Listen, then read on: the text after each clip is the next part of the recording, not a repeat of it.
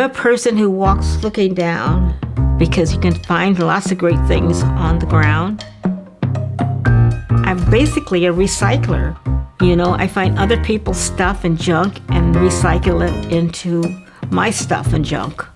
I can't pass a yard sale or nothing.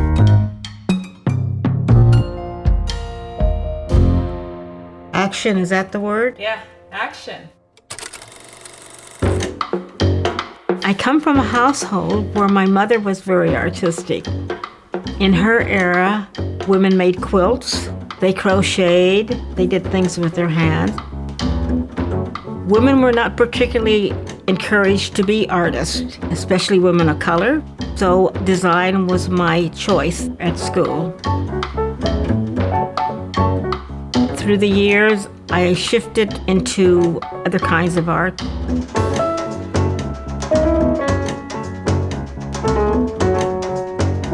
My favorite probably is collage and assemblage, where I mix up materials, objects, ideas.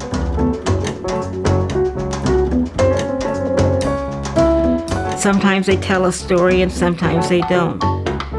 I prefer it when they don't tell a story so the viewer can invent their own story.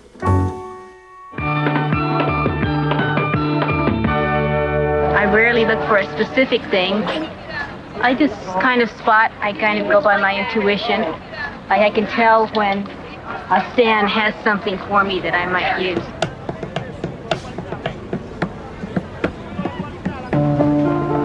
At that time, there were very few Black artists in Los Angeles. There was a larger community, a national community. They were having a conference in Chicago. So David Hammonds and I decided that we wanted to go. During our spare time, we went to the Film Museum. African art, oceanic art, primitive art, and folk art were not really considered art, so they were down in the basement. And it was weird down there because there was all this energy from these tribal kinds of materials. When we came back to California, that was when I started doing the ancestral past pieces, working with objects from Africa and organic things.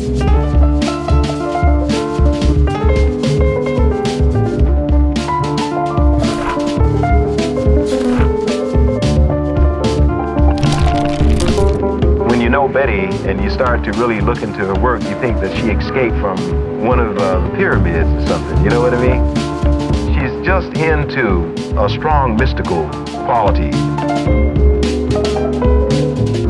I was always interested in alternative beliefs, palmistry and phrenology, astrology, and so forth. In the 60s, I became more interested in what was happening about feminism and racism. Dr. Martin Luther King Jr., his murder was something that was really horrific for me and shocking. I remember how I felt physically, just really angry and upset. But I was a mother with young children. I couldn't walk in protest. But I did have a weapon, and that was art. That was when I started using Black derogatory images. I did this piece called The Liberation of Aunt Jemima because it went back to how Black people were thought of as comical or caricatures or animals. And I wanted to do something to show my protest for that. So I made Aunt Jemima as a warrior, as a fighter. She has a rifle and a hand grenade. She's taking care of business. I was really hesitant about putting that figure up there. Some people thought it was humorous, but it did something that I didn't know it would do. It made people think. It's been forever. Racism, has it gone away? Has sexism gone away? No. So you still have to keep repeating things.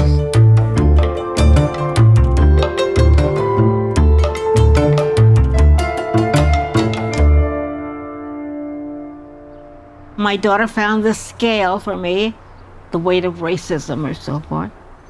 I will probably paint the outside of it green and the inside red so it looks like they're in a watermelon. That's my sense of humor.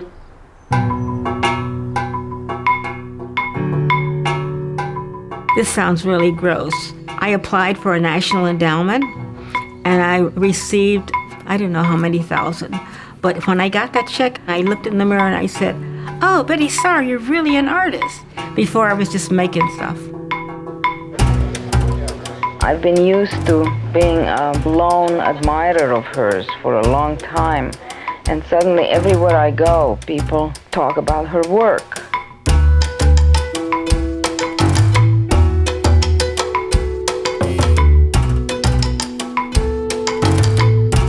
We're in a culture that likes objects. You're attracted maybe to beauty or to usefulness, or there's other objects that you look and you're disgusted with them. Everything has a past, so I feel that that energy is somehow enclosed with the object.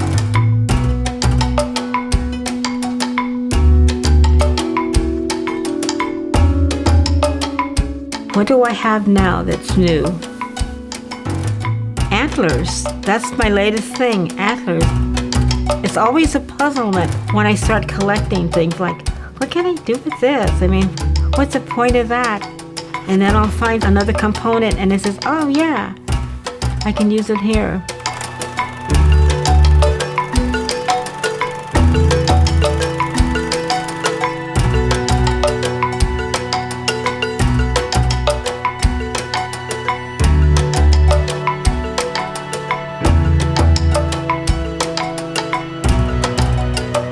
It's a very selfish reason that I make art, because I like doing it.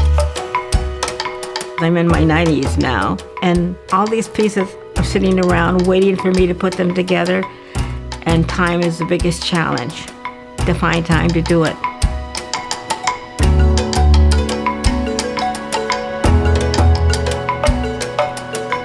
I do have a birthday coming up. I'm a Leo.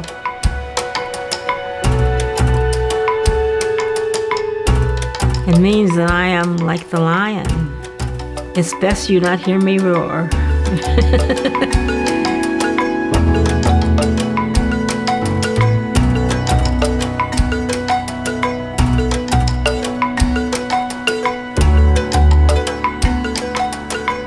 And that's a wrap.